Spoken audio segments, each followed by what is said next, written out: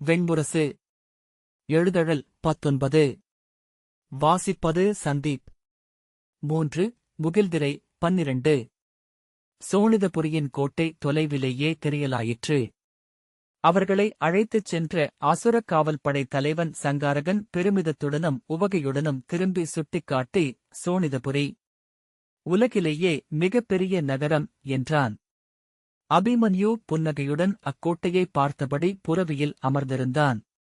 அவனுக்குப் பின்னால் புரவியில் வந்த பிரலம்பன் 2 அடி முன்னால் வந்து, மிகப்பெரிய கோட்டை, இத்தனை தொலைவிலேயே அதன் கற்கள் தனித்தனியாக தெரிகின்றன. ஒவ்வொரு கல்லும் யானை அளவுக்கு இருக்கும் போலும் என்றான். அவன் மெல்ல சொன்னதே சங்காரகனுக்கு கேட்டது. அவன், சில கற்கள் 5 யானை அளவுக்கு பெரியவை க்ஷத்திரியரே. தரையிலிருந்து 20 ஆள் உயரத்திற்கு அவை அடுக்கப்பட்டுள்ளன என்றான். பிரலம்பன், ஆம், மாபெரும் கற்கள். அத்தனை உயரத்திற்கு அவை எப்படிச் சென்றன என்றான். செல்லவில்லை, கொண்டு செல்லப்பட்டன. அசுரர்களைக் காக்கும் 1000 தெய்வங்கள் வந்து நின்று கட்டிய கோட்டை இது. அத்தெய்வங்கள் அசுரர்களின் தோள்களிலும் அவர்களின் யானைகளின் துதிக்கைகளிலும் சென்றமர்ந்தன. பஞ்சுப் பொதிகளை தூக்கி வைப்பது போல் அவர்கள் இப்பாறைகளைத் தூக்கி மேலே அடுக்கினார்கள் என்றான் சங்காரகன். சங்காரகர், அத்தெய்வங்களின் அருளால் நம்மை தூக்கிச் சென்றால் நன்று என்றான் அபிமன்யு. வண்டிகள் அணுக முடியாத அரசு தலைநகரை இப்போதுதான் பார்க்கிறேன். புறவிகள் செல்வதற்கே கடினமாக உள்ளது. சங்காரகன், எங்கள் எதிரிகள் அணுக முடியாதல்லவா என்றான். நன்று, அவர்களை நீங்களும் அணுக முடியாது என்றான் அபிமன்யு. சங்காரகன் புரியாமல், ஆம், உண்மை என்றான். தரையில் பண்படுத்தப்படாத கற்கள் அடுக்கப்பட்டிருந்தன. அவற்றின் மேல் குதிரை குழம்புகள் தாளமிட்டன. சாலையின் இருபுறமும் நின்றிருந்த வேங்கையும் செண்பகமும் கொன்றையும் பூத்து பொன்மஞ்சளும் குருதிச்செம்மையும் கலந்த பெருக்கு இரு பக்கமும் உடன் வந்தது. மேலும் அணுகுந்தோறும் அக்கோட்டை விழிகளை நிறைப்பதாக எழுந்து வந்தது. பொதுவாக சுவர்களைக் கட்டும் முறைப்படி அது அமைக்கப்பட்டிருக்கவில்லை. அதை நீளமாக குவிக்கப்பட்ட கற்களின் நிறை என்று சொல்ல வேண்டும் என பிரலம்பன் நினைத்துக் கொண்டான். எடைமிக்க கற்கள் ஒன்றன் மேல் ஒன்று தூக்கி வைக்கப்பட்டு தங்கள் எடையாலேயே ஒன்றையொன்று அழுத்திக் கொண்டு அச்சுவரை அமைத்திருந்தன. பாதை அணுகிச் செல்லுந்தோறும் ஒவ்வொரு கல்லும் பெருகி விழிகளை நிறைப்பதாக அணுகி வந்தது. நடுவே புறவிகள் செல்லத்தக்க பாதை உருளைக்கற்களை அடுக்கி உருவாக்கப்பட்டிருந்தது. அரசப்பாதைக்கு வலப்பக்கமும் இடப்பக்கமும் காடுகளுக்குள் கால்களுக்கு மட்டும் உரிய 2 வணிகப் பாதைகள் சோழிதபுரிக்குள் சென்றன. அங்கு ஒழுக்கு முறியாது சென்று கொண்டிருக்கும் அத்திரிகளும் புறவிகளும் காளைகளும் கழுதைகளும் உருவாக்கிய குளம்படியோசை பாறைகளினூடாகச் செல்லும் ஆறு போல ஒலித்துக் கொண்டிருந்தது. கோட்டையின் முகப்பில் அசுரகுடியின் சிம்மக்கொடி பறந்தது. கிளைகளை வெட்டி வெட்டி செங்குத்தான தடியாக வளர்க்கப்பட்டு அசோகமரம் கொடிசூடி எழுந்து நின்றிருந்தது. அந்த மரத்தின் உச்சியில் மட்டும் பசுந்தழைக்குவை ஒன்று தூரிகை முனை என வானை வருடியது. கோட்டை வாயிலை அணுகியபோது பிரலம்பன் தலை தூக்கி மேல் விளிம்பை பார்க்க முயன்றான். அங்கே கோட்டைச் சுவர் 20 ஆள் உயரம் கொண்டிருந்தது. ஒவ்வொரு பாறையும் ஒன்றின் மேல் ஒன்று அமர்ந்திருக்க மேலிருக்கும் பேரடையினால் அடித்தளப்பாறைகள் சற்று அழுந்தியும் குழிந்தும் இருப்பதை அவன் கண்டான். பாறை நிகழ்வதை இப்போதுதான் பார்க்கிறேன், இளவரசே என்று அபிமன்யுவிடம் சொன்னான். பேரடையும் காலமும் பாறைகளையும் வளைய வைக்கும் என்று சிற்பநூல் சொல்கிறது என்றான் அபிமன்யு. அதை அவர்கள் ஒரு நீதியாகவும் சொல்வார்கள். நாம் போதும் என்று கதறுவது வரை. இதை உண்மையில் எப்படி கட்டியிருப்பார்கள் இளவரசே என்று பிரலம்பன் செம்மொழியில் கேட்டான். சங்காரகன் கோட்டை வாயிலில் நின்ற காவலர்களிடம் கணையாழியைக் காட்டி அபிமன்யு பற்றி சொல்லிக் கொண்டிருந்தான். அபிமன்யு குரல் தாழ்த்தி, இக்கற்கள் தூக்கி வைக்கப்பட்டவை அல்ல பிரலம்பரே, இறக்கி வைக்கப்பட்டவை என்றான். பிரலம்பன் கோட்டையை நோக்கிவிட்டு புரியாத விழிகளுடன் திரும்பி, எப்படி என்றான். இக்கற்கள் அனைத்தும் இந்த மலைகளின் மேல் இருந்தவை. அங்கிருந்து நெம்புகோல் வழியாக நிலைபெயர்க்கப்பட்டு யானைகளைக் கொண்டு மெல்ல உருட்டிக் கொண்டு வரப்பட்டிருக்க வேண்டும். மலைச்சரிவிலிருந்து நேராக இறக்கி ஒன்றன் மேல் ஒன்றென இங்கு அடுக்கப்பட்டன. இறங்கு விசையை நெறிப்படுத்த மட்டுமே யானைகள் பயன்படுத்தப்பட்டன என்றான். பிரலம்பன் மீண்டும் மலைச்சரிவையும் கோட்டையையும் பார்த்தபின் ஆம், அது இயல்பதுதான் என்றான். அடக்கிய பின்னர் கோட்டைக்கும் மலைக்கும் இடையேயான தொடர்பை அகழ்ந்து அகற்றி இதை தனிக்கட்டுமானமாக நிறுத்தியிருக்கிறார்கள் என்றான் அபிமன்யு. கோட்டைக் காவலர் தலைவனுடன் சங்காரகன் அருகே வந்து செல்வோம், ஆணை பெற்றுவிட்டேன் என்றான். கோட்டைக் காவலர் தலைவன் தலைவணங்கி இந்திரபிரஸ்தத்தின் இளவரசரை வணங்குகிறேன். என் பெயர் கிருங்கன். நான் இந்திரபிரஸ்தத்தை கதைகளில் கேட்டிருக்கிறேன். அங்கே கோட்டையின் காவல் மாடங்கள் முகில்களில் ஊடுருவியிருக்கும் என்றும், ஆகவே அவை எப்போதும் மழையில் நனைந்திருக்கும் என்றும் அறிவேன். ஒருநாள் பார்த்தாக வேண்டும் என எண்ணிக்கொள்வேன் என்றான். தேவதாரு மரங்களை செங்குத்தாக வளர்ந்தெழச் செய்து அவற்றை இணைத்து கட்டப்பட்டிருந்த காவல் மாடங்களை நெற்றியில் கைவைத்து அண்ணாந்து நோக்கிக் கொண்டிருந்த பிரலம்பன் திகைப்புடன் அபிமன்யுவை பார்த்தபின் சிரிப்பை மறைக்க முகம் திருப்பிக் கொண்டான். ஆம், ஆனால் அத்தனை உயரமாக கட்டக்கூடாதென இப்போது உணர்ந்துள்ளோம். இதைப்போல கட்டுவதே உகந்தது என்றான் அபிமன்யு. ஏன் என்றான். கோட்டைக்கு மேல் காவல் நிற்பவர்கள் முகத்தில் பருந்துகள் வந்து மோதிக்கொண்டிருக்கின்றன என்றான் அபிமன்யு. ஆனால் ஒரு நன்மை. அவர்கள் குடிநீரை நேரடியாக முகில்களில் இருந்தே எடுத்துக்கொள்வார்கள். கிருங்கன் சொல்லடைத்து நெஞ்சுடன் ஆம், அது தூய நீர்தான் என்றான். மின்னல்களைக் கொண்டு விளக்குகளை பற்றவைக்கக் கூடாதென்பது அவர்களுக்கு இடப்பட்ட கூறிய ஆணை. ஏனென்றால் சில தருணங்களில் அவை விளக்கேற்றுபவனையும் எரித்து விடுகின்றன என்றான் அபிமன்யு. காய்ச்சல் படிந்தது போன்ற கண்களுடன் கிருங்கன் தலைவணங்கினான். சங்காரகன் திறந்த வாயும் வெறித்த கண்களுமாக அவர்களுடன் வந்தான். கோட்டையின் காவல் மாடங்களிலிருந்த அத்தனை பேரும் எழுந்து அவர்களை பார்த்தார்கள். அபிமன்யுவை கைசுட்டி வியப்புடன் பேசிக் கொண்டார்கள். சிருங்கரே, சென்று அரசரை பார்த்துவிட்டு வருகிறேன் என அபிமன்யு அக்கூட்டத்தை பார்த்து சொன்னான். அவர்களில் ஒருவர், சென்று வருக இளவரசே, நான் இங்கேதான் இருப்பேன் என்றார். அபிமன்யு பிரலம்பனிடம், பிரிங்கர், விருங்கர், திருங்கர் என பலர் இங்கிருப்பார்கள். மானுடர் பெயர்களை பெரும்பாலும் ஒலிகளைக் கொண்டே இடுகிறார்கள் என்றான். அங்கே நின்ற ஒரு காவலரிடம், நெருங்கரிடம் நான் ஆணையிட்டதாகச் சொல்லுங்கள். உடனடியாக அவர் அரண்மனைக்கு வந்தாக வேண்டும் என்றான். அவர் ஆணை, இளவரசே என தலைவணங்கினார். பிரலம்பன், என்ன செய்கிறீர்கள் இளவரசே என்றான் சலிப்பும் எரிச்சலுமாக. நான் பொத்தை மீன். வாளால் பின்பக்கச் சேற்றை கலக்கிக் கொண்டே செல்வேன் என்ற அபிமன்யு, விருங்கர் எப்போது போனார் என ஒரு காவலரிடம் கேட்க அவர் காலையிலேயே கிளம்புவதாக நேற்று சொன்னார் என்றபின் பதைப்புடன் ஆனால் என்றார். நீங்கள் செய்வதனைத்தையும் நான் அறிவேன். இப்போது உங்கள் உள்ளத்தில் எழும் எண்ணத்தைக் கூட நான் அறிவேன் என்று அபிமன்யு சிரித்துக்கொண்டே சொன்னான். ஆம், நான் இளைய யாதவரிடமிருந்து மாயத்தொழில் கற்றுக்கொண்டவனே. அங்கிருந்த ஒவ்வொரு விழியும் அச்சமோ வியப்போ கொண்டு விழித்தன. அசுரர் அல்லாத மானுடனை முதல் முறையாக பார்க்கிறார்கள் என்று தோன்றுகிறது என்றான் அபிமன்யு. ஆம், நம் வாள்களை கழுவிக்கொள்ள சுனைகள் உண்டா இங்கே என்று கேட்டுப் பார்க்க வேண்டும். பிரலம்பன், இளவரசே, நீங்கள் கேட்டுவிடுவீர்கள். இவர்கள் உண்மையிலேயே நம்புகிறார்கள் என்றான். நாளை இவர்களின் புராணங்களில் நம்மை அப்படியே எழுதி வைத்துவிடப் போகிறார்கள். அபிமன்யு, நமது புராணங்களில் இவர்கள் எப்படி இருக்கிறார்கள்? எருமைக்கொம்புகள், பன்றிப்பற்கள், குருதிவிழிகள். நமக்கும் ஓர் அச்சமூட்டும் கூறியிருக்கட்டுமே என்றான். புராணம் பொய்யாகாது என்பார்கள். ஆகவே காலப்போக்கில் நமக்கு நல்ல வாள்கள் முளைக்கும். அவற்றில் வாளேந்தி நாம் மேலும் வீரத்துடன் ஒருவரை ஒருவர் கொல்ல முடியும்.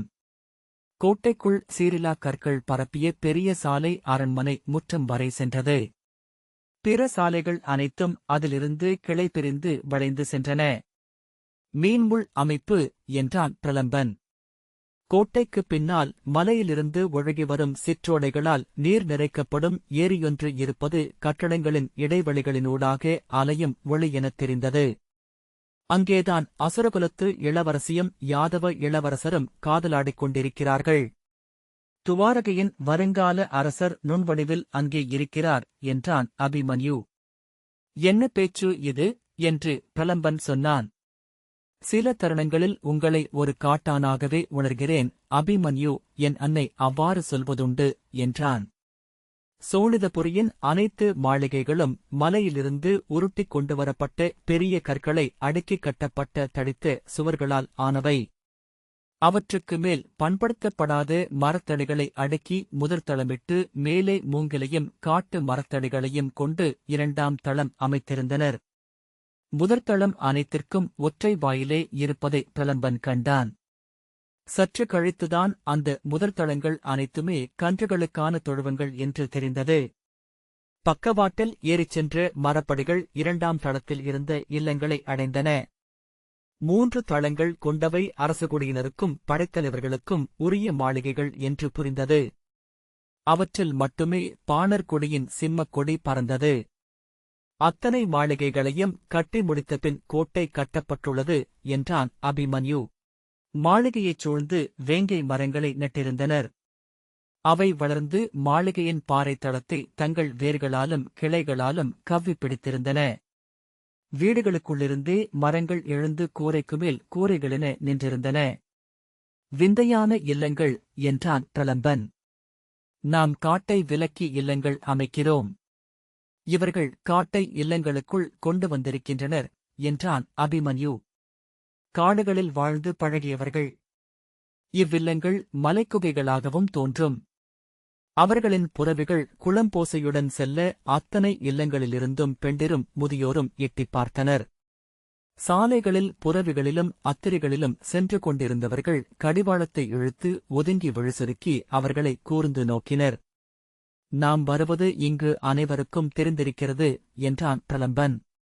அரண்மனை மந்தனம் அங்காடியில் பேசப்படுவதில் மட்டும் மானுடரும் அசுரரும் நிகர். இந்திரனின் அமராவதியில் கூட இந்திராணியைப் பற்றித்தான் தேவர்கள் கூடி நின்று அலர் உரைத்துக் கொண்டிருப்பார்கள் என்றான் அபிமன்யு. நாம் எல்லை கடந்ததை அவர்கள் அறியாமலிருக்க வாய்ப்பில்லை. அவர்களால் வெல்லப்பட முடியாதபடி அவர்களின் நிலம் ஒன்றை ஒரு வார காலமாக கட்டுக்குள் வைத்திருக்கிறோம். அவர்கள் நம்மை அறியாதிருக்க முடியாது என்றான் பிரலம்பன். ஆம், இனி அவர்களின் குலக்கதைகளில் நமது பெயர் இடம்பெறாமலும் இருக்க முடியாது என்றான் அபிமன்யு. என் விழைவு நாம் வாளுடன் இடம்பெற வேண்டும் என்பது. அங்கு அங்காடித்தெரு, வணிகர்தெரு, சூதர்தெரு என்னும் வேறுபாடுகள் இருக்கவில்லை. அரண்மனைகளுக்கு அருகிலேயே தோல்கூரைகளை இழுத்துக்கட்டி தரையில் அமர்ந்து உலர்ந்த ஊனையும் இரும்புக் கலங்களையும் உப்புப் பாறைகளையும் விற்றுக் கொண்டிருந்தனர்.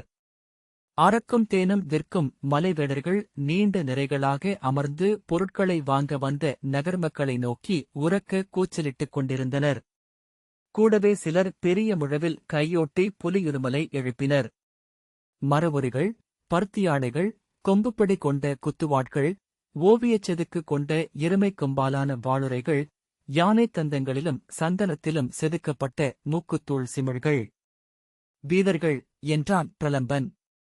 அவர்கள் இங்கும் வந்துவிட்டனர். பூனைக்குரலில் கூவியபடி அவர்கள் வண்ணப்பட்டைகளையும் வெண்களிமண் கலங்களையும் விற்றுக் கொண்டிருந்தனர். தடித்த மரவொரிகளை அணிந்து தோளில் தோலாடை போர்த்திய முதிய பெண்கள் சுருங்கிய கண்களுடன் அவர்களை நோக்கினர். புலித்தோல் போர்த்தி பெரிய தலைப்பாகைகளின் மேல் செம்பருந்து இறகுகளைச் சூடிய அசுரகுடி மூத்தோர்கள், கரடித்தோல் போர்த்திய காவலர்கள் என நகரம் அவ்வேளையில் வண்ண அசைவுகள் நிறைந்து கொப்பளித்துக் கொண்டிருந்தது. பழக்கப்பட்ட குரங்குகள். இங்கே அவை இல்லப்பணி செய்கின்றன என்றான் அபிமன்யு. ஆம், பார்த்தேன். அவற்றை போருக்கும் இவர்கள் கொண்டு வரலாம் என்றான் பிரலம்பன். தொல்மொழியில் இங்கு செல்வ வளத்திற்கு குறைவில்லை என்று நினைக்கிறேன் என்றான் பிரலம்பன். அசுரர்கள் மலைகளிலிருந்து அருமணிகளை சேர்க்கிறார்கள். தேனும் அகிலம் சந்தனமும் இங்கிருந்துதான் விருநிலங்கள் முழுக்க செல்கின்றன என்று சங்காரகன் சொன்னான். ஒவ்வொரு நாளும் பல்லாயிரம் வணிகர்கள் இந்நகருக்குள் நுழைகிறார்கள். தேன் கொண்டு செல்லும் தேனீக்களைப் போல இங்கிருந்து கிளம்பிச் செல்கிறார்கள். 1 மாதம் வணிகர்கள் இங்கே வரவில்லை என்றால் எங்கள் மகளிர் வெறிகொண்டு எங்களை தாக்கத் தொடங்கிவிடுவார்கள் என்றான். ஒவ்வொரு வேனிற்காலத்திலும் ஒரு பொருள் புகழ் பெறுகிறது. அதை வாங்கிச் சூடுவதே அழகென்றும் குடிப்பிறப்பென்றும் நம்புகிறார்கள். 1 மாத காலம் உழைத்த பணத்தைக் கொடுத்து அதை வாங்குகிறார்கள். இக்கோடையில் வெறியாக பரவுவது அது. அவன் சுட்டிக்காட்டிய இடத்தில் அசுரகுடி பெண்கள் முட்டி மோதி கூச்சலிட்டு வாங்கிக் கொண்டும் நெற்றியில் வைத்து பிறரிடம் அழகு காட்டிக் கொண்டும் இருந்தனர். என்ன அது, அருமணியா என்றான் பிரலம்பன். வெறும் கூழாங்கல். இங்கே காலில் மிதிபடும் கூழாங்கல். இது கூர்ஜரத்தின் தொன்மையான மணிச்செதுக்கு நிலைகளில் இருந்து வந்தது என்று கூவிக் கூவி நிறுவிவிட்டார்கள். என் மனைவி நேற்றே 8 பொன்பணத்திற்கு ஒன்றை வாங்கிக் கொண்டு வந்து நெற்றியில் தொங்கவிட்டு ஆடியில் திரும்பத் திரும்ப பார்த்துக் கொண்டிருக்கிறாள். எத்தனை பார்த்தாலும் அது கூழாங்கல்தான். ஆகவே அதை நோக்கி பேருவகையை நடிக்கிறாள் என்றான் சங்காரகன். பிரலம்பன் இங்குமா என நகைக்க, நகைப்புக்குரியதல்ல வீரரே. 8 பொன் என்றால் ஒரு மாட்டு வண்டி நிறைய அரக்கு, ஒரு கழுதைச் சுமை நிறைய தேன் என்றான் சங்காரகன். நெஞ்சு ஆறவில்லை. ஆனால் என்ன சொல்ல? 7 குடித்தலைவர்கள் புலிமுகம் தொங்கும் வரித்தோலை போர்த்தியபடி தலையில் செங்கழுகின் இறகு நிறை உலைய நடந்து சென்றனர். அவர்களுக்கு முன்னால் அவர்கள் வருகையை அறிவித்தபடி முழவு முழக்கி மூவர் சென்றனர். அதற்கு முன்னால் அவர்களின் குலக்கொடியை ஏந்தியபடி இளைய வீரன் ஒருவன் சென்றான். ஒவ்வொருவரும் தங்கள் குல முத்திரையாகிய ஓநாய் முகம் பொறிக்கப்பட்ட நீண்ட கோல்களை ஏந்தியிருந்தனர். பிரலம்பன், அரண்மனைக்குச் செல்கிறார்களா இக்குலத் தலைவர்கள் என்றான். சங்காரகன், எங்கள் அரசர் 1000 குலங்களை கைகளாகக் கொண்டவர், சகசிரஹஸ்தர் என்றான். இவர்கள் சிறிய கொடி என நினைக்கிறேன். மூக்கை வருடுவது முதுகு சொறிவது போன்ற பணிகளுக்கு இல்லையா என்றான் அபிமன்யு. ஆம் என தலையசைத்த சங்காரகன் புரிந்து கொண்டு வெடித்து சிரித்தான். நகர் நடுவே இருந்த அரண்மனை வளாகம் ஆசுர சிற்பக்கலை முறைப்படி கட்டப்பட்ட மாபெரும் மாளிகைத் தொகை. வேங்கை மரங்களை நெருக்கமாக நட்டு ஒன்றுடன் ஒன்று மூங்கிலால் சேர்த்துக் கட்டி உருவாக்கப்பட்ட அரண்மனைக் கோட்டை 8 ஆள் உயரமிருந்தது. மேலே இலைத்தழைப்பு ஒரு கோட்டையென செறிந்திருக்க அவற்றுக்கு மேல் அசோக மரங்கள் எழுந்து நின்று காவல் மாடங்களை சூடியிருந்தன. பெரிய உருளைப்பாறைகளாலான சுவர்களுக்கு மேல் எழுந்த 7 மரக்கட்ட அடுக்குகள் உச்சியில் கூர்கொண்டு நின்ற முக்கோண வடிவ கூரையைச் சென்றடைந்தன. அதன் முனையில் எழுந்த கொடிமரத்தில் பாணர் கொடியின் சிம்மக்கொடி பறந்தது. மாளிகைகளின் அடித்தளப் பாறைகளிலிருந்து எழுந்த வேங்கையும் அசோகமும் சுவர்களைக் கவ்வி மேலேறிச் சென்று தடித்த அடிமரங்களாகி மேலே தழைப்பரப்பாக இணைந்திருந்தன. அவை பூத்து மலர்களை உதிர்த்து அத்தனை கூரைகளையும் மூட மேலே ஓயாது பறவை குரல் ஒலித்துக் கொண்டிருந்தது. மலர் நிழலால் மூடப்பட்ட நகரம் என்றான் அபிமன்யு.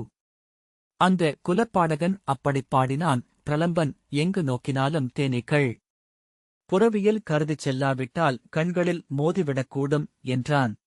காட்டின் ஒரு பகுதியை முடைந்து ஒரு நகரமாக ஆக்கிவிட்டார்கள் என்றான் அபிமன்யு. பின்காலையில் அரண்மனையின் நிழல் நீண்ட முற்றத்தை நோக்கி விழுந்திருந்தது. மேற்கு முகம் என்றான் பிரலம்பன். ஆம், அவர்களின் முதல் தெய்வம் வருணன். மங்கலத்திசை மேற்கு. நாம் கிழக்கு திசையின் இந்திரனை முகம் கொண்டு இல்லமும் நகரும் அமைக்கிறோம் என்றான் அபிமன்யு. செந்நிறப்பாறைகளால் ஆன பெருமுற்றத்தில் 20 யானைகளும் 100க்கும் மேற்பட்ட புறவிகளும் இரு நிறையாக நின்றன. 7 வெள்ளிப் பல்லக்குகளும் ஏராளமான மஞ்சள்களும் இறக்கி வைக்கப்பட்டிருந்தன. அரண்மனை முகப்பின் காவல் மாடத்தில் நின்று சங்காரகன் மீண்டும் முத்திரைகளை காட்டிக் கொண்டிருந்தபோது பிரலம்பன் அவனுக்கு பெருமிதம் சொல்லித் தீரவில்லை என்றான். அபிமன்யு, இயல்புதான். நெடுங்காலமாக அசுரர் தோற்று ஒளிந்து வாழ்ந்திருக்கிறார்கள். இப்பெருமிதத்தை அவர்களிடம் ஊட்டுவதனூடாகவே பாணர் அவர்களை ஒருங்கிணைத்திருக்கிறார் என்றான். சங்காரகன் வந்து வருக என்று உள்ளே அழைத்துச் சென்றான். முற்றத்தில் நின்றிருந்த புறவிகள் அவர்களின் புறவிகளைக் கண்டதும் கனைத்தன. ஒரு புறவி கழுத்தை திருப்பி கயிற்றை இழுத்து அபிமன்யுவின் புறவியை நோக்கி குரல் எழுப்ப அபிமன்யுவின் புறவி அதை திரும்பி நோக்கி ஓசையிட்டது. கணநேரத்தில் ஒரு காதல் என்று அபிமன்யு சொன்னான். அவன் புன்னகையை பார்த்ததும் ஓர் அச்சம் பிரலம்பனைக் கவ்வியது. அதுவரை விழிக்காட்சிகள் பரவியிருந்த உள்ளம் நிலை மீண்டது. எங்கு வந்திருக்கிறோம் என்ற எண்ணம் அபிமன்யுவுக்கு இருக்கிறதா என அவன் ஐயம் கொண்டான். தயங்கா காலடிகளுடன் பற்பொறி நோக்கிச் செல்லும் வேங்கை என அவன் விழைந்து உள்ளே நுழைந்திருக்கிறான்.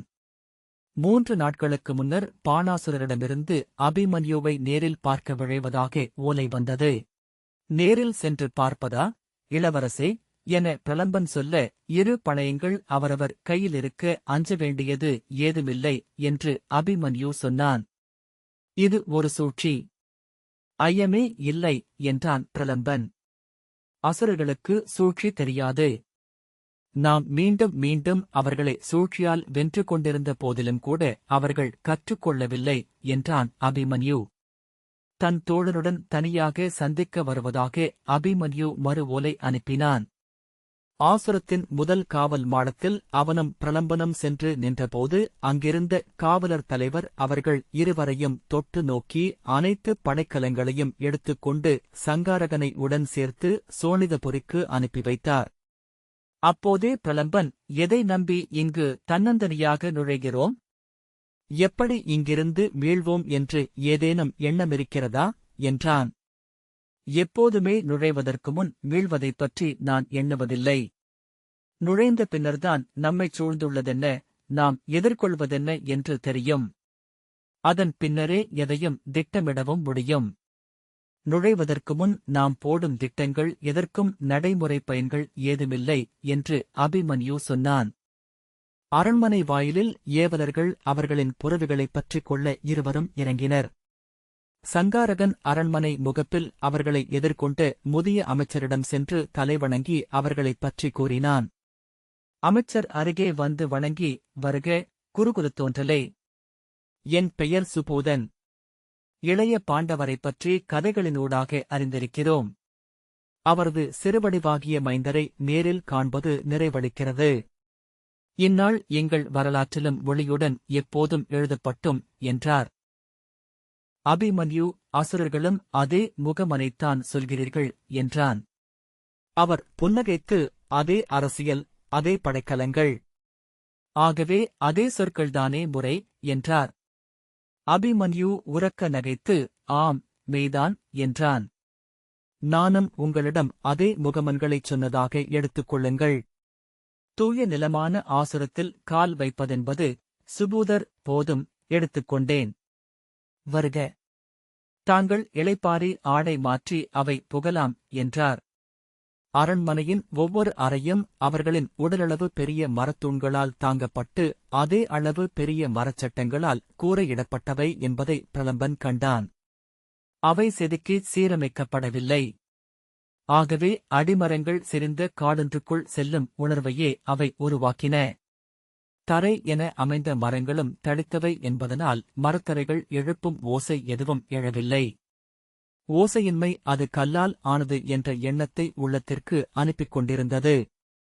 எங்கும் மரம் சீரமைக்கப்படவில்லை. இவர்கள் தச்சியல் கற்கவே இல்லையா என்றான் பிரலம்பன். மாறாக இவ்வாறு கட்டத்தான் தச்சியல் தேர்ச்சி தேவை என்றான் அபிமன்யு. ஏன் மரம் செம்மை செய்யப்படுகிறது? செம்மை என்பது என்ன? ஒவ்வொரு மரமும் தனக்கான வடிவம் கொண்டது. அனைத்தையும் ஒரே வடிவில் ஆக்குவதையே நாம் செம்மையாக்கம் என்கிறோம். ஒரே வடிவில் ஆக்கப்பட்ட மரங்கள் உறுதியாக இணைந்து கொள்ள முடியும்.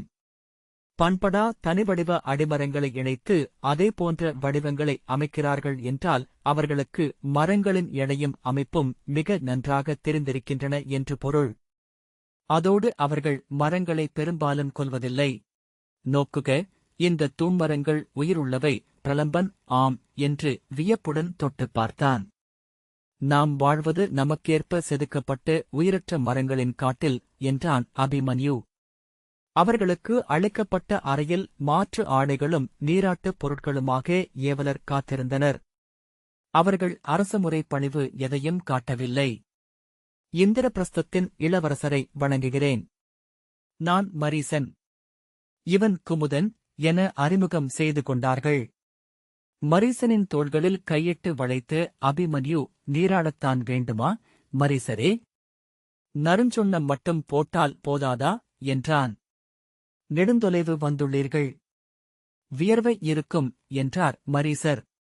ஆம், அதற்கு கஸ்தூரி, கோரோசனை எதையாவது பூசலாமே. மரீசர், இளவரசே, குளிக்கத் தயங்கும் இளமகவையரை நாங்கள் பார்க்கத் தொடங்கி நெடுநாட்களாகின்றன என்றார். ஆனாலும் ஒரு நல்வழியே கண்டடையவில்லை அல்லவா என்றான் அபிமன்யு. ஒரே வழிதான், நீராடி விடுவது என்றார் மரீசர். சரி, என்ன செய்வது என்றான் அபிமன்யு. இந்த வாசிப்பை கேட்டதற்கு நன்றி.